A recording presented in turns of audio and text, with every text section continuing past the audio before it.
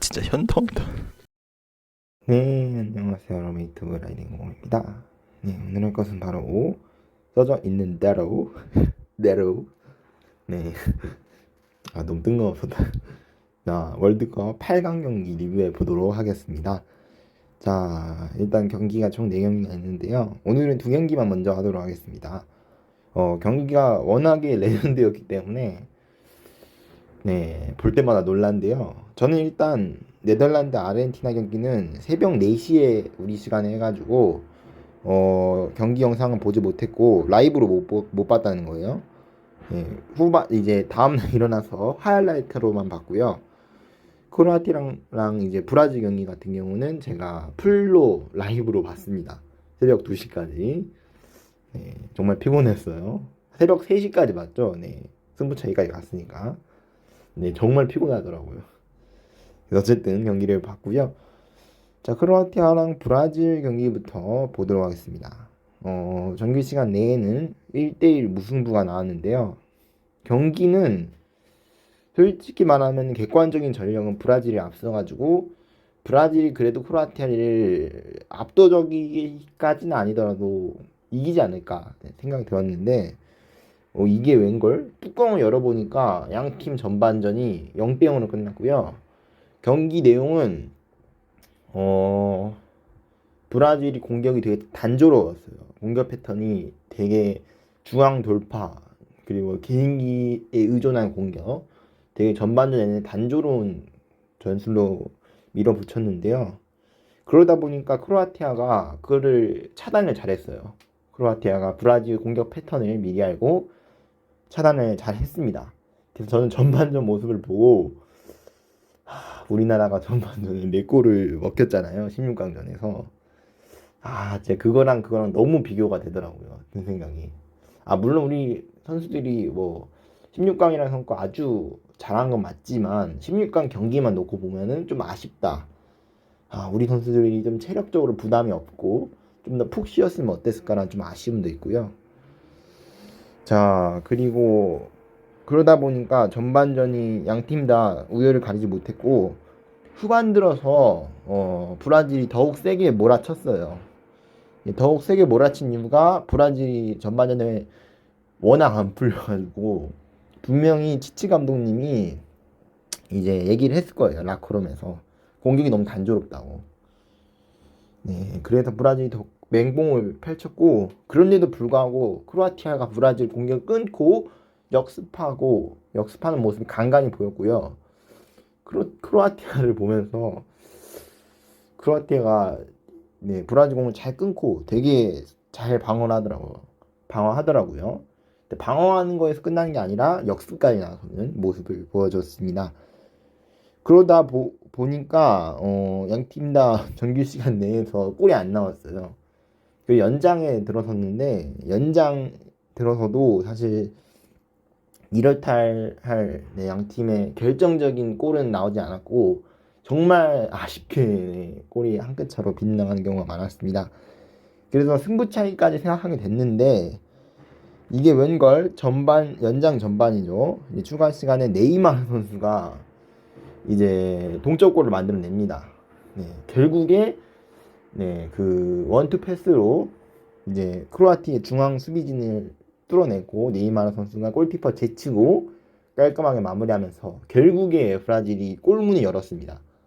연장 105분 만에 크로아티아의 수비진을 뚫어냈고요. 계속 중앙 돌파를 하더니 결국엔 중앙에서 해결을 받습니다. 그래서 후반 들어서 경기를 하다 보니까 크로아티아는 이제 시간이 없죠. 그래서 더 공격을 해야 되는 상황이었고 그러다 보니까 브라질이 이기지 않을까 했는데 저는 솔직히 브라질 골 넣고 나서 생각이 들었어요. 여기서 브라질이 크로아티아한테 한 골 먹히고 승부차기에서 지면 재밌겠다. 되게 그렇게 생각했는데 그게 실제로 일어났습니다. 그건 실제로 일어났는데 페트고비치 선수죠. 근데 이 골이 일어나기 전에 이제 오르샤 선수죠. K리그 등록명 오르샤. K리그 공식 이름은 이제 오르시치죠. 오르샤라고 할게요. 그냥 편하게. 그 이름이 더 익숙하겠죠, 아무래도. 오르사 선수가 교체 투입되고 나서 1분 만에 도움을 기록했습니다. 네, 이제 왼쪽을 열어준 공을 오르샤 선수가 땅볼 크로스로 페트코비치 선수한테 패스를 넣어줬고, 그 페트코비치 선수가 참 볼을 브라질 수비수 굴절되고 골문으로 절묘하게 들어가면서 동점골을 만들어냅니다. 기적의 동점골을 오르샤 선수가 어시스트를 했고요. 그래서 정규 시간 내에는 1대1 결국 연장까지 마무리하게 되었고, 승부차기에 들어서게 되는데, 승부차기에서 브라질 관중들이 많은 쪽으로 브라질 선수들이 골랐습니다. 승부차기 찰 곳을, 골대를 그쪽으로 골랐고요. 자, 승부차기 내용은 잠깐만요, 기억이 안 나서. 여기 있네요. 선축을 블라시치 선수가 선축을 찼는데, 그건 뭐 잘 들어갔고 되게 가운데로 찼어요. 그래서 알리송 골키퍼 보고 막아볼 테면 막아봐라, 이런 식으로 되게 도발적으로 찼고요. 그리고 두 번 이제 브라질의 첫 키커인 호드리구 선수죠. 호드리구 선수가 나이가 어린 편이어서 그런지 골키퍼한테 많이 익혔어요. 참볼을 너무 좀 막기 쉬운 쪽으로 너무 정직하게 오른쪽으로 찼고요. 그래도 도미니크 골키퍼가 그걸 잘 막아내면서, 그래서 크로아티아가 1대0으로 앞서갔고, 이어서 마예르 선수가 이제 참볼이 또 중앙이었어요. 가운데로 또 찼어요. 그래서 2대0으로 앞서갔고요. 자, 그리고 카세미르 선수가 이제 참볼을 도미니크 선수가 방향은 잡았는데 골문 구석으로 향하게 되면서 2대1. 그리고 모드리치 선수가 또 골을 넣으면서 3대1. 방향을 완전히 못 잡았죠, 알리송 선수가. 3대1까지 벌어졌고, 페드루 선수가 다시 골을 넣으면서 3대2까지 따라잡았지만, 알리송 골키퍼가 사실 막아줬어야 돼요. 여기 한 번쯤 막아줬어야 되는데 계속 못 막았어요. 오르샤 선수가 처음으로 알리송 선수가 방향을 잡았는데 워낙 구석으로 들어가가지고 저는 차는 순간 설마 실축? 거의 골대 밖으로 나가는 줄 알았는데 되게 절묘하게 들어갔거든요. 그래서 오르샤 선수의 골로 4대1. 그리고 마지막 마르키뉴스 선수가 또 방향은 정반대로 잘 보고 찼는데 골대를 맞추면서 결국에 스스로 무너졌죠. 브라질 스스로 무너지면서 4대2로 크로아티아가 본선을 진출하게 됐습니다. 이런 식으로 크로아티아가 올라가게 됐고, 자, 다음은 네덜란드 대 아르헨티나 경기인데요. 경기는 1위 무승부로 끝났습니다. 이 경기도 되게 파란만장했었는데 경기는 안 봤지만 하이라이트로 봤습니다.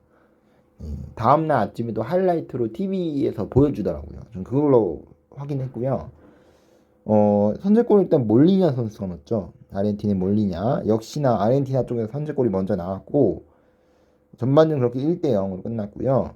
후반 들어서 양팀 골이 없었는데 73분에 이제 메시 선수죠. 메시가 역시나 사실 메시가 골을 더 넣을 수도 있었어요. 왜냐면은 이렇게 프리킥 찬스마다 메시 선수가 프리킥을 찼을 때, 키커로 찼을 때 되게 위협적인 모습을 보여주면서 역시 메시는 메시다, 확실히 차이를 만드는 선수다 라는 게 느낌이 왔어요. 앞선 몰리냐 선수의 득점 상황에서도 또 도움을, 어시스트를 관여를 했죠. 그래서 아르헨티나가 2대0으로 앞서갔고요. 그러다 보니까 좀 패색이 짙었어요. 역시나 앞선 경기에서 크로아티아 이기면서 네덜란드도 희망을 얻었지만 역시나 불가능해 보였다, 너무 큰 벽이었다 생각이 들었는데 이게 웬걸. 페오르스트 선수가 2골을 연속을 넣었어요. 멀티골로 막판에 쑤셔 넣으면서 첫 번째 상황에서는 이제 크로스를 헤더로 마무리하면서 되게 스펙타클하게 들어갔거든요. 선제골을 이제 따라가는 점수를 만들어냈고요. 여기까지만 해도 사실 희망이 있었지만 후반 막판까지 추가 시간이 10분이 주어졌죠. 그런 상황에서 마지막 찬스였어요. 이제 프리킥 찬스였는데 거의 페널티 차듯이 골대 바로 앞에서 찼거든요. 그걸 이제 그대로 차지 않고 약간 앞에 있는 선수인데 패스해 주듯이 살짝 패스를 넣어줬어요. 이게 신의 한 수였습니다. 그걸 잡지 않고 네, 이제 그대로 찼죠. 바로 결대로 차면서 골키퍼가 슈팅할 수 있는 타이밍을 못 잡았어요. 한 타이밍 빠르게 슈팅하면서 결국 동점골이 나왔고 이 동점골로 2대2 동점으로 네, 끝나게 됐습니다. 그리고 연장전 양팀 다 추가 득점은 없었고요. 경기는 사실 연장전도 아르헨티나가 일방적으로 몰아쳤는데 되게 절묘하게 다 안 들어갔어요. 그래서 승부차기까지 가면서 네덜란드도 4강 갈 수 있다라는 네. 왜냐면 앞선 브라질 상황도 있었으니까 사실 승부차기라는 게 어떤 팀이 올라갈지 모르잖아요. 네, 그렇기 때문에 네덜란드도 희망이 생겼었는데 정말 아쉽게 패배했죠. 네, 첫 번째 키커, 네, 반다이크 선수였는데요. 반다이크 선수가 일단 네, 에밀리아노 선수죠. 마르티네스 선수라고 해야겠다. 그게 이제 성이니까 외국에서 성으로 부르죠. 네, 마르티네스 선수가 네, 막아냈고 두 번째도 네, 역시나 마르티네스 선수가 막아내면서 네, 아르헨티나는 역으로 오히려 두 골을 더 넣으면서 2대 0으로 아르헨티나는 크게 앞서갔고요. 자, 중간에 물론 이제 페르난데스 선수가 참 볼이 골대 밖으로 벗어나긴 했지만 승부는 네, 달라지지 않았고 물론 막판까지 네덜란드가 앞에 두 개 실축한 뒤로 네, 세 골을 더 넣으면서 희망을 살려냈지만 마지막 다섯 번째 슈팅에서 이 마르티네스 선수죠. 마르티네스가 두 명 있네요. 라우타로 마르티네스 선수의 참볼을 이 사람이 참볼을 로버트 노퍼르트 선수가 이제 그 막지 못하면서 방향을 완전히 반대로 잡았죠. 네, 그러면서 결국에 이 마지막 골 한 골 차이로 3대 4로 아르헨티나가 승리를 거두게 되었습니다. 자, 이렇게 됐고요. 자, 이렇게 두 경기까지 전부 확인했고 이어서 나머지 두 경기 한번 확인해 보도록 하겠습니다. 자, 먼저 하나씩 보도록 하겠습니다. 네, 모로코랑 포르투갈 경기부터 하나씩 보겠습니다. 경기는 1대0 모로코가 이겼는데요. 네. 뭐 일단 네, 모로코가 이기면서 네, 호날두가 네, 집으로 돌아가게 되었고 일단 이 경기는 솔직히 호날두를 떠나서 인상 깊었던 게 모로코의 경기력이었어요. 네, 모로코의 경기력과 두 번째로는 모로코가 또 4강에 진출했다는 거. 아프리카 팀 최초로 4강에 진출했다. 네, 아시아 팀 물론 좀 더 확대해 본다면은 이제 우리나라 이후로 20년 만에 그 비유럽, 비남미, 유럽이랑 남미가 아무래도 축구에선 좀 주류 국가들이잖아요. 이런 국가들 이외에 아시아, 아프리카, 뭐 오세아니아는 뭐 그런 경우가 없었고 뭐 어쨌든 유럽하고 남미를 제외한 다른 대륙에서 오랜만에 또 4강에 진출한 팀이 나왔다는 게 우리 같은 나라들도 이제 월드컵에서 이렇게 이변이 일어나잖아요. 그 이변을 통해서 더 높은 자리에 올라갈 수 있다. 그리고 우리나라 입장에서도 이번엔 탈락하긴 했지만 다음 월드컵 때는 또 이런 식으로 이변을 일으킬 수 있다라는 걸 아프리카뿐만 아니라 모든 대륙에 있는 나라들한테 각인시켜줬어요. 이 모로코라는 이름을 네, 그런 부분에서 봤을 때는 상당히 역사적이고 의미 깊은 경기가 아닐까 생각이 듭니다. 선제골 장면은 크로스를 헤더로 마무리해서 넣었는데 정말 높은 타점에서 그대로 헤더로 위에서 아래로 그대로 찍었습니다. 그래서 골을 넣었는데 자, 물론 네시리 선수가 잘한 것도 있겠지만 전 그것보다 네, 포르투갈 골키퍼가 못했다고 생각이 듭니다. 공중볼 이 상황에서는 앞에 수비수들이 경합을 제대로 못해주면은 골키퍼가 그걸 확실하게 걷어내야 되거든요. 원래 베스트는 수비수가 일단 선수가 마음껏 헤더하지 못하게 견제를 해주면서 골키퍼가 그 공 안전하게 이제 펀칭해내는 거 그게 가장 베스트인데 골키퍼가 또 그런 모습을 보여주지 못했다는 거. 역시나 네, 수비수도 네, 이제 헤딩 타이밍을 네, 잘못 잡았죠. 네, 그러면서 네시 선수가 높은 타점에서 그대로 헤더로 마무리하면서 네, 선제골 만들어냈고 전반전에 이 한 골이 들어가면서 확실히 느낌이 달라졌어요. 네, 완전히 180도 바뀝니다. 후반전에 들어서 모로코가 극단적으로 네, 수비 쪽으로 치우치는 그런 전술을 사용했는데 전반전에 이 한 골이 있어서 네, 그런 거거든요.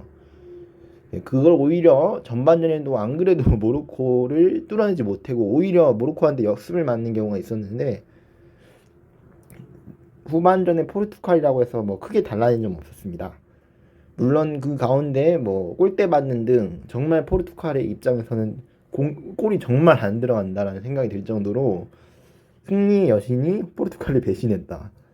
네, 그런 생각이 들 정도로 정말 골이 안 들어가긴 했어요. 이건 좀 억까다 할 정도로 안 들어가는 게 좀 있었어요. 이 경기랑 좀 유사한 경기가 우리나라랑 조별리그 마지막 경기죠. 대한민국 대 포르투갈 경기. 그 경기랑 약간 양상이 비슷하다고 느낌이 들었어요. 물론 그 경기는 포르투갈 선제골을 넣은 상황에서 네, 그런 경기가 있었지만 공통점으로 두 경기 다 포르투갈이 골 결정력이 많이 떨어졌어요. 우리나라 경기도 첫 골을 넣은 다음부터는 포르투갈이 찬스가 있었는데 이렇다 할 득점을 내지 못했던 거 생각해 보면은 상대한테 먹힌 장면에서 네, 오히려 포르투갈이 좀 더 말리는 양상으로 경기가 진행됐다는 것도 두 경기 다 비슷한 점입니다. 물론 네, 모로코 같은 경우는 후반전에 한 골 넣은 다음에 여유롭게 약간 경기를 풀어가면서 극단적인 수비 진영으로 갖추게 됐고 우리나라는 90분 내내 포르투갈을 상대로 한 골을 더 넣으려고 공략했던 모습 그런 걸 생각해보면 약간 다르긴 하지만 포르투갈의 경기력은 비슷했습니다. 네. 왜 솔직히 말하면 포르투갈이 이길 거라고 생각하는 여론이 많았죠. 아무래도 앞선 스위스 경기에서 6대1로 이기면서 포르투갈이 우리나라한테 네, 졌던 거를 화풀이 하듯이 풀어냈기 때문에 포르투갈 이게 포르투갈이지 라는 생각이 들었거든요. 또 호날두가 빠진 상황에서 그랬던 거인 만큼 솔직히 호날두가 워낙 슈퍼스타여서 그렇지 슈퍼스타인 이유가 뭐 단순히 축구 실력에다가 경기 외적인 부분 호날두의 뭐 성격이라든지 여러 가지 이슈가 겹치면서 사실 호날두가 모두의 관심사였지만 사실 호날두를 제외하고 봐도 포르투갈의 공격 라인업은 상당히 좋았거든요. 그래서 저는 솔직히 모로코가 포르투갈 이길 가능성이 없다라고 봤어요. 거의 0까지는 아니더라도 비슷하다. 거의 1%까지는 아니더라도 그래도 상당히 낮은 편이다라고 봤거든요. 근데 그 낮은 그 확률을 뚫어냈습니다.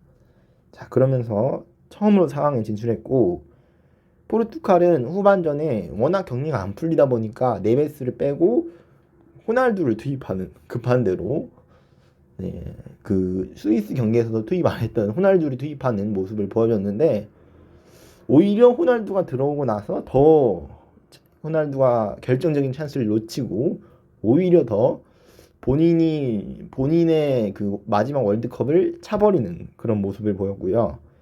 자, 호날두는 이 경기를 끝으로 이번 월드컵에서 무득점, 무도움 기록하게 됐습니다.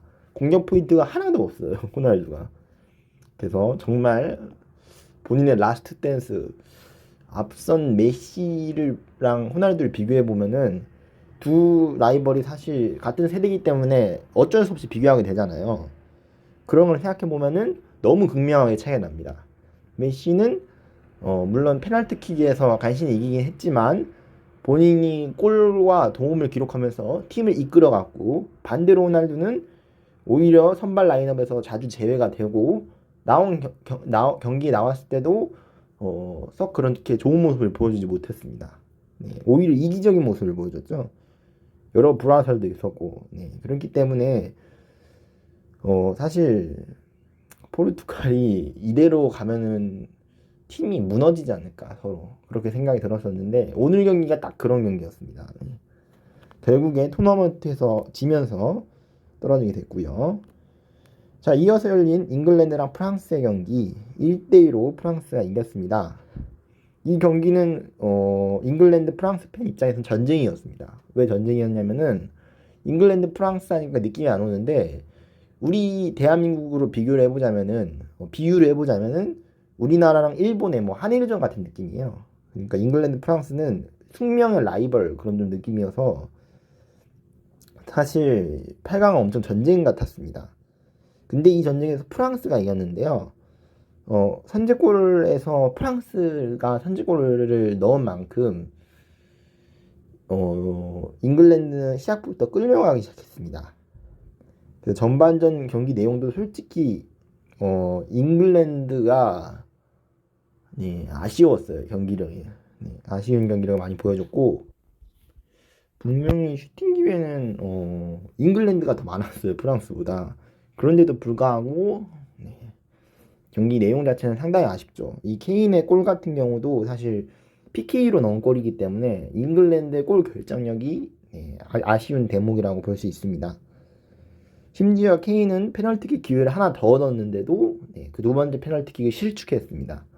그래서 잉글랜드는 또다시 페널티킥 때문에 떨어지게 됐고요.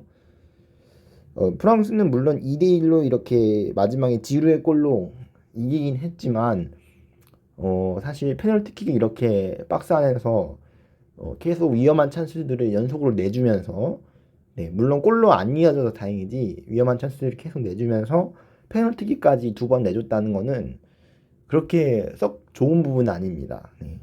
물론 이 경기 내용은 이기긴 했지만 이기니까 다행이긴 하지만 사실 수비적인 부분에서 좀 아쉬운 부분이 있었던 경기였습니다. 자, 이러면서 4강전이죠. 준결승 대진. 우리 시간으로는 하루 늦게 시작이 됐는데 새벽 4시에 두 경기가 치러지기 때문에 그런 거고요. 우리 시간으로는 12월 14일 수요일 4시, 12월 15일 목요일 4시 아르헨티나랑 크로아티아, 프랑스랑 모로코 경기로 진행이 됩니다. 과연 결승에 진출할 팀이 어떤 팀이 될지 관심이 많이 가고요. 프랑스랑 크로아티아가 이렇게 이기면은 정말 재밌는 경기가 되죠. 러시아 월드컵 리매치 경기, 리턴 매치. 그때도 이제 프랑스랑 크로아티아가 결승에서 맞붙었는데 설령 두 팀이 이기지 않더라도 두 팀이 전부 지면은 또 3, 4위전에서 리턴 매치가 이렇게 형성이 되는 거예요. 그래서 어떻게든 프랑스랑 크로아티아가 만나게 되면 되게 재밌는 경기가 되지 않을까. 크로아티아 입장에서는 복수할 수 있는 기회일 테고 프랑스 입장에서는 크로아티아랑 경기에서 한 번 더도 연속으로 승리를 거둘 수 있는 좀 좋은 기회이기 때문에 좋은 것 같고 자 변수가 있다면은 뭐라고 얘기할 수 있을까요? 아르헨티나랑 크로아티아 경기부터 보면은 두 팀 골키퍼들이 사실 여기 올라온 모든 팀들이 지금 수비적인 부분에서 탄탄합니다. 탄탄하고 특히나 골키퍼죠. 제가 말하는 건 골키퍼인데 뭐 나무라라는 선수들이 없을 정도로 월드컵 내에서 컨디션이 상당히 좋아요. 뭐 애초에 4강까지 올라온 이상 당연히 안 좋은 팀들이 올라오진 않았겠죠. 그래서 컨디션이 좋은 팀들이 많이 올라왔고요. 크로아티아가 좀 걱정되는 게 있다면은 앞선 두 경기에서 또 연속으로 승부 차이까지 끌고 가면서 체력적으로 아르헨티나보다 좀 더 많이 지치지 않았을까라는 좀 생각이 들고요. 물론 아르헨티나도 8강 경기에서 승부차기를 올라오긴 했지만 승부차기를 한 번 하는 거랑 두 번 연속하는 거랑 상당히 다르거든요. 그래서 크로아티아가 또 되게 신출귀몰하게 역전승으로만 승리를 거두었어요. 계속. 그러면서 이번 경기에서도 과연 크로아티아의 그 역전승 기질이 발휘가 될지 또 그런 부분이 좀 들고요. 여러분들은 뭐 당연히 뭐 아르헨티나의 슈퍼스타 뭐 메시를 응원할지 모르겠지만 저 같은 경우는 크로아티아에 있는 모드리치가 아니라 크로아티아에 있는 저는 오르샤 선수 K리그에서 뛰었던 오르샤 선수 내심 브라질하고 크로아티아 경기에서도 경기를 보면서 응원하고 있었습니다. 한쪽에서는 언제 교체 투입될까 그 생각을 하면서 나름 기대하고 있었는데 또 기대가 적중이 됐죠. 네, 골 장면에서 어시스트를 했기 때문에 네, 응원하고 있습니다. 내심 크로아티아가 한 번 전 결승에 올라가서 K리그에서 뛰었던 선수 최초로 월드컵 트로피를 네, 들어보는 그런 선수가 되었으면 좋겠습니다. 개인적인 바람이었고요. 자, 프랑스랑 모로코 경기는 모로코 입장에서는 정말 파란만장합니다. 이게 왜 파란만장하냐면은 16강전에서 스페인이 이겼고 8강전에서 포르투갈이 이겼고 4강전에서 지금 프랑스를 만나요. 그래서 이게 지도를 보면은 정말 웃긴 게 모로코가 여기 있고 이 아래에 이베리아 반도라고 해서 포르투갈이랑 스페인이 이렇게 붙어 있는 여기가 포르투갈이고 여기가 스페인이죠. 스포 여기가 모로코인데 거의 붙어 있어요. 거의 가까운 거리 있고 모로코 입장에서는 스페인이 이겼고 포르투갈이 이겼기 때문에 다음 상대가 이제 프랑스인데 프랑스가 스페인이랑 국경을 맞대에 있어요. 예, 그렇기 때문에 절묘하게 모로코 입장에서는 또 이렇게 비슷한 위치에 있는 서유럽이라고 해야겠죠. 서유럽 국가들을 연속으로 만났고 이번에는 다음 프랑스까지 노리는 그런 모양새가 됐습니다. 되게 그래서 절묘해졌어요. 네, 그런 것 같고 모로코는 약간 비슷한 면이 있죠. 약간은 우리나라 2002년 때 우리나라의 모습과 좀 닮은 면이 있는데 우리나라도 그때 상대 선수들이 상당히 많이 어려웠어요. 모로코도 뭐 16강에서 스페인 그리고 8강에서 누구냐 그 포르투갈 4강에서 프랑스 전부 다 강팀들을 만나고 있거든요. 연속으로. 네, 우리나라도 사실 토너먼트에서 이렇게 연속으로 강팀들을 만나면서 이탈리아, 스페인, 독일 이런 식으로 만났죠. 그런 만큼 상당히 많이 지쳤는데 모로코 입장에서 관전 포인트가 자 어디까지 갈 수 있을까? 우리나라 선수들도 상강까지 올라와서 뭐 독일이 이길 수 있다라는 마음 이렇게 좋은 마음가짐을 가졌지만 체력적으로 지쳤단 말이에요 선수들이.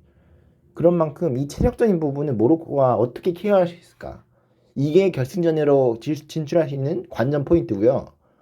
만약 결승전에 진출한다면은 네, 비유럽, 비남미 국가 최초로 결승전에 진출하는 영광을 누릴 수 있고 뭐 그런 건 다 집어치우더라도 모로코 입장에서는 우승 트로피를 들 수 있는 또 기회가 될 수 있기 때문에 결승전까지 올라온 이상 네, 만약 올라오게 된다면은 누가 우승해도 이상하지 않거든요. 네, 그렇기 때문에 솔직히 제가 지금까지는 어느 국가가 정배다 뭐 이런 식으로 얘기를 했는데 준결승까지 올라온 이상 전 정배는 없다고 생각합니다. 어떤 팀이 이겨도 이상하지 않다 이렇게 보고요. 그래서 프랑스 입장에서도 긴장해야 되지 않을까 네, 좀 생각이 들고 여러모로 돌풍을 이끌고 있는 팀이랑 붙게 되었네요. 자, 이 경기 상황전 경기도 제가 따로 이렇게 리뷰 영상을 찍어 드릴 예정이고 저는 매일 이렇게 시간이 될 때마다 제가 본 경기들이 새벽 4시 경기는 못 보고 있고 크로아티아랑 브라질, 모로코랑 포르투갈 경기는 봤어요. 그래서 늦은 밤까지 거의 2-3시가 될 정도로 경기를 보고 있는 만큼 여러분들을 상대로 리뷰하기 위해서 보는 게 아니라 네, 제가 좋았으면 보고 있는 겁니다. 네, 이번 월드컵이 그만큼 이변이 많이 일어나고 있다라고 좀 생각이 들고 그 이변의 순간을 내가 라이브로 보고 있다. 그게 더 새로워요, 기분이. 네, 물론 카타르에서 라이브로 보고 계신 분들은 현장에 가가지고 더 새롭겠죠, 그런 분들은. 그래서 4시 경기도 보면 좋겠지만 이번에는 좀 무리가 아닐까라는 생각을 여러분들한테 전해드리고 싶고요. 그럼에도 불구하고 최소한 저는 하이라이트를 통해서 네, 영상을 시청한 다음에 분석하고 여러분들한테 리뷰 영상을 찍도록 하겠습니다. 네, 재밌게 시청해 주셨다면 네, 구독과 좋아요는 필수입니다. 최근에 이렇게 월드컵에 빠져 있는데 네, K리그도 이제 슬슬 이적 시장이 이렇게 되고 있으니까 벌써부터 루머 얘기가 막 돌고 있어요. K리그도 많이 여러분들 관심을 가져주시고요. 저는 다음 시간에 만나 뵙도록